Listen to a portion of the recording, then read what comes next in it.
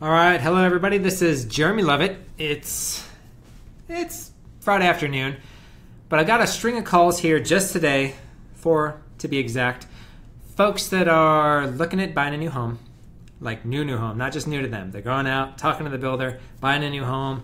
It's a popular time to be doing that. I know that right now new homes are extremely popular. Everybody likes that new home smell, that new home feel, that whole bit. I can't blame you there. What they're calling me about is trying to decide whether or not they should take the builder's preferred lender or if they should be looking at my options. And I'm going to show you 2 examples right now, but really I want to chat briefly about the builder's lender altogether. So there's kind of 2 types of builder lenders. There's the preferred lender that has no financial dealings with the builder. They're just the preferred lender because they've done a good job for them over time and really worked hard to get that status. And then there's the builder's lender, like the builder owns a lender or it has a joint venture with a bank, something like that. So while there's 2 different types of preferred lenders, in the end, what you're going to be looking at is numbers on a piece of paper. And that's what I'm going to show you now to help you understand sometimes the builder's lender or the builder's deal is a really good deal and sometimes it's not. I've got 2 that sway my direction because this is my show, but at least you'll know what to look for and how you can kind of compare apples to apples if you're chatting with a new home builder. I will say what they try to sell you is that it's not only cheaper, but it's easier to use their preferred lender. And I have just a tiny problem with that. Yes, it is definitely easier when you have a preferred lender. It's easier for the lender and it's easier for the builder. That's why they want the preferred lender.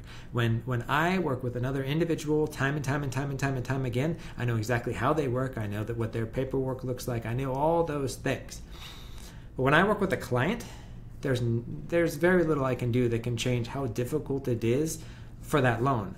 The difficulty of a loan has everything to do with the client's basically loan profile. Complicated client, complicated loan. Easy client, easy loan.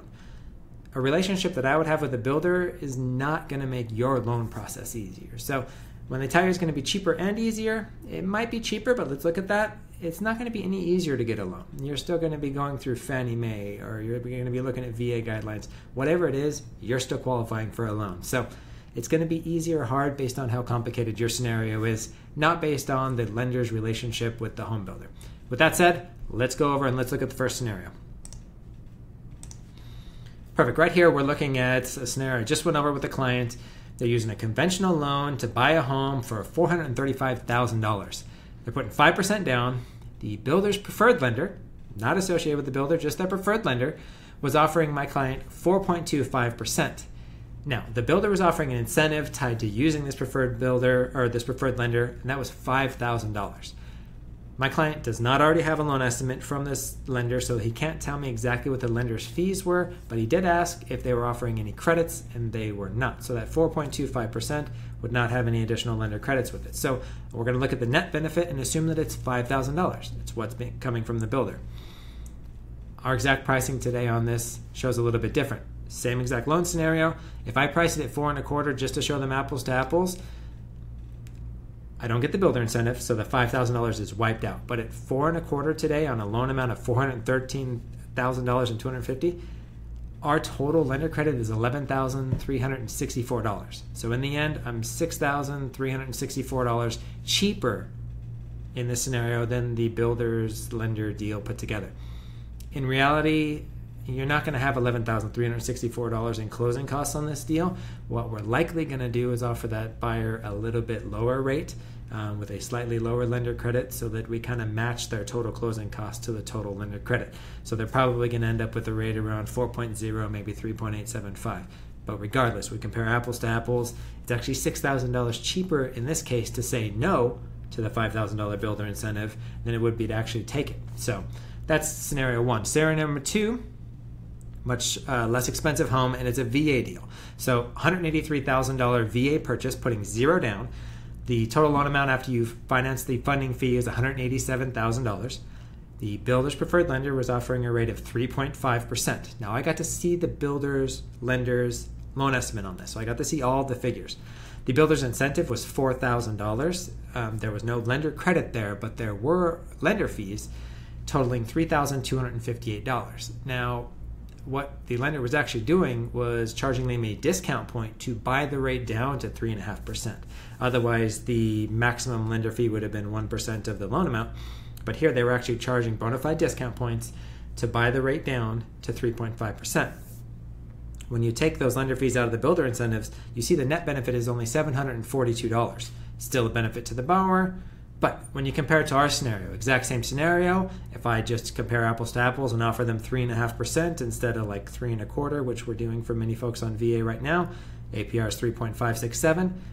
You wipe out the builder incentive. So I'm not going to be able to have them take advantage of that $4,000 from the builder, but I am offering a lender credit of $1,878. But more importantly here, on VA, we don't charge any lender fees. So I'm not offsetting my credit with anything. So my net benefit is that $1,878 when compared to the net benefit from the builder scenario, we're $1,136 cheaper. So again, another way saying no to the builder's incentive of $4,000 is actually going to save this borrower this borrower money right up front. So that's builders lenders. I'm definitely not here to pick on them. The builder chooses these lenders because they've done well for them over a long track period. I'm the first to say not every lender out there is really good at getting deals done, but honestly, these numbers are about what I'd see when you compare us to many of the average banks that are out there. So again, the builder's not picking on anybody. They're not choosing horrible lenders, anything like that.